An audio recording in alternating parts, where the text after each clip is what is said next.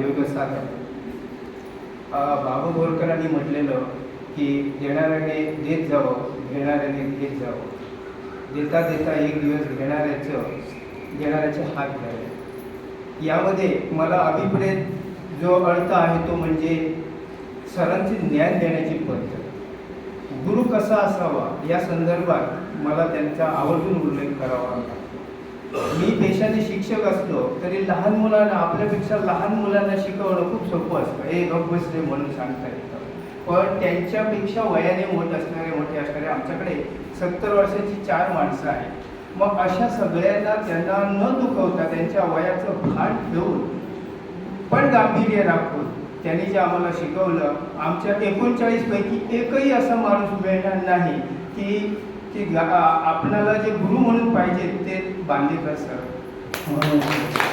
आता यामध्ये परीक्षा सुद्धा, आमची जी परीक्षा घेतली आम्हाला वाटलं की सैल सोडतील आम्ही वयस्क आहोत म्हणून, पण काही नाही, गांभीर्य तेच गांभीर्य आणि त्याच पद्धतीने म्हणजे तुम्ही जे सामोरे जाणार एक शिक्षक म्हणून, ते शिक्षक म्हणून माझा प्रत्येक साधक हा शिक्षक असला पाहिजे यासाठी त्यांची धडपड असायची. खरोखर मनोमन आमच्या सगळ्यांच्या वतीने हे आम्हाला भावलं.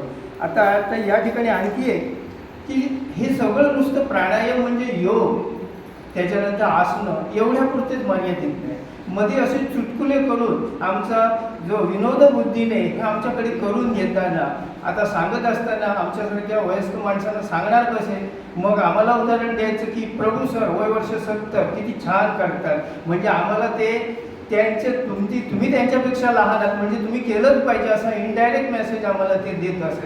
म्हणजे जणू कोणी आम्ही आणखी दुसरी गोष्ट ही जे आम्ही 39 साधक आहोत, मला वाटत नाही की माझे मित्र परिवार असतील, परंतु हे इतके आमचं यांच्यामध्ये अटॅचमेंट आणि बॉन्डिंग झालेलं आहे की ते म्हणतात ट्रिप काढूया, कुठेतरी काहीतरी आपण जाऊया, अशा स्वरूपातले आम्हाला अगदी 5व्या दिवसापासून हे सगळं जे काही आहे ते श्रेय बांदेकर सरांना जातं. आणि त्याच्यापेक्षा मी आणखी सांगेन की मला पुढे बोलायला मिळेल न मिळेल, परंतु याच्या पाठीमागे प्रत्येक कर्त्या पुरुषाच्या मागे स्त्री असते.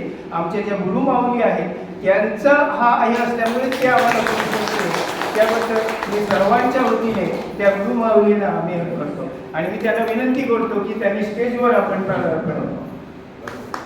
अशा पद्धतीने म्हणजे जे सुंदर जे काय असेल, कसं एखाद्या व्यक्तीला आपलंसं करायचं ही संमोहन पद्धत शिकावी ती आमच्या बांदेकर सर आहे. सर खूप खूप धन्यवाद.